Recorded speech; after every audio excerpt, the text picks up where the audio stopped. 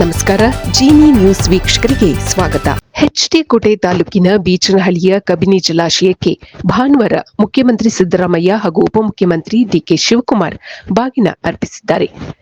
ಮುಂಗಾರಿನಲ್ಲಿ ರಾಜ್ಯದಲ್ಲಿಯೇ ಮೊದಲು ತುಂಬುವ ಜಲಾಶಯ ಎಂಬ ಹೆಗ್ಗಳಿಕೆಗೆ ಪಾತ್ರವಾಗಿರುವ ಕಬಿನಿ ಜಲಾಶಯವು ಕಳೆದ ಜೂನ್ ಮೊದಲ ವಾರದಲ್ಲಿಯೇ ತುಂಬಿತ್ತು. ಅಣೆಕಟ್ಟೆಯ ಕಾವಲು ಗೋಪುರದ ಬಳಿ ಭಾನುವಾರ ಬೆಳಗ್ಗೆ ಮುಖ್ಯಮಂತ್ರಿ ಸಿದ್ದರಾಮಯ್ಯ ಅವರು ಬಾಗಿನ ಅರ್ಪಿಸಿ 32.25 ಕೋಟಿ ವೆಚ್ಚದ ಅಣೆಕಟ್ಟೆ ಪುನಶ್ಚೇತನ ಕಾಮಗಾರಿಗೆ ಶಿಲಾನ್ಯಾಸ ಕೂಡ ನೆರವೇರಿಸಿದರು. ನಂತರ ಮಾತನಾಡಿದ ಮುಖ್ಯಮಂತ್ರಿಗಳು, ಕಪಿಲಾ ನದಿಯು ಕಾವೇರಿಯ ಪ್ರಮುಖ ಉಪನದಿಯಾಗಿದ್ದು 1.13 ಲಕ್ಷ ಹೆಕ್ಟೇರ್ ಭೂಮಿಗೆ ನೀರಾವರಿ ಒದಗಿಸುತ್ತದೆ. ಪ್ರತಿ ವರ್ಷದಂತೆ ಜಲಾಶಯ ತುಂಬಿದಾಗ ಬಾಗಿನ ಅರ್ಪಿಸಲಾಗಿದ್ದು, ರೈತರಿಗೆ ಒಳ್ಳೆಯದಾಗಲೆಂದು ಕಪಿಲಾ ಮಾತೆಗೆ ಪ್ರಾರ್ಥಿಸಲಾಗಿದೆ ಎಂದು ತಿಳಿಸಿದರು. ಮುಂದಿನ ದಿನಗಳಲ್ಲಿ ಬೃಂದಾವನದ ಮಾದರಿಯಲ್ಲಿಯೇ ಕಪಿಲಾ ಜಲಾಶಯವನ್ನು ಅಭಿವೃದ್ಧಿಪಡಿಸಲಾಗುವುದು ಎಂದು ಮುಖ್ಯಮಂತ್ರಿಗಳು ತಿಳಿಸಿದರು.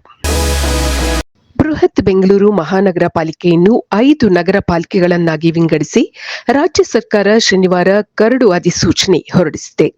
ಈ 5 ನಗರ ಪಾಲಿಕೆಗಳಿಗೆ ಬೆಂಗಳೂರು ಉತ್ತರ ನಗರ ಪಾಲಿಕೆ, ಬೆಂಗಳೂರು ದಕ್ಷಿಣ ನಗರ, ಬೆಂಗಳೂರು ಪೂರ್ವ ನಗರ, ಬೆಂಗಳೂರು ಪಶ್ಚಿಮ ನಗರ ಹಾಗೂ ಬೆಂಗಳೂರು ಕೇಂದ್ರ ನಗರ ಪಾಲಿಕೆ ಎಂದು ಹೆಸರಿಡಲಾಗಿದೆ. ಸಾರ್ವಜನಿಕರು ಆಕ್ಷೇಪಣೆ ಅಥವಾ ಸಲಹೆಗಳನ್ನು ಸರ್ಕಾರದ ಹೆಚ್ಚುವರಿ ಮುಖ್ಯ ಕಾರ್ಯದರ್ಶಿ, ವಿಕಾಸಸೌಧ, ಡಾ. ಬಿಆರ್ ಅಂಬೇಡ್ಕರ್ ಬೀದಿ, ಬೆಂಗಳೂರು ಈ ವಿಳಾಸಕ್ಕೆ ಸಲ್ಲಿಸಬಹುದಾಗಿದೆ.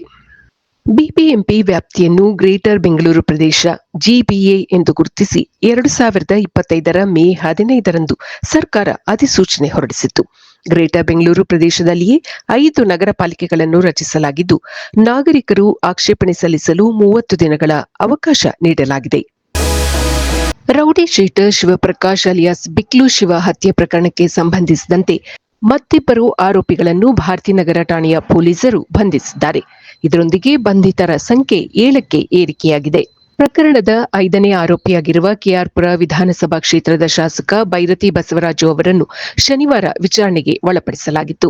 ತಲೆಮರೆಸಿಕೊಂಡಿರುವ ಪ್ರಮುಖ ಆರೋಪಿ ಜಗದೀಶ್ ಅಲಿಯಾಸ್ ಜಗ್ಗುವಿಗಾಗಿ ಪೊಲೀಸರು ತೀವ್ರ ಶೋಧ ನಡೆಸಿದ್ದಾರೆ. ರಿಯಲ್ ಎಸ್ಟೇಟ್ ವ್ಯವಹಾರ ನಡೆಸುತ್ತಿದ್ದ ಶಿವಪ್ರಕಾಶ್ನನ್ನು ಮನೆಯ ಮುಂಭಾಗವೇ ಮಂಗಳವಾರ ರಾತ್ರಿ ಕಾರಿನಲ್ಲಿ ಬಂದಿದ್ದ ದುಷ್ಕರ್ಮಿಗಳು ಮಾರಕಾಸ್ತ್ರಗಳಿಂದ ಹಲ್ಲೆ ನಡೆಸಿ ಕೊಲೆ ಮಾಡಿ ಪರಾರಿಯಾಗಿದ್ದರು.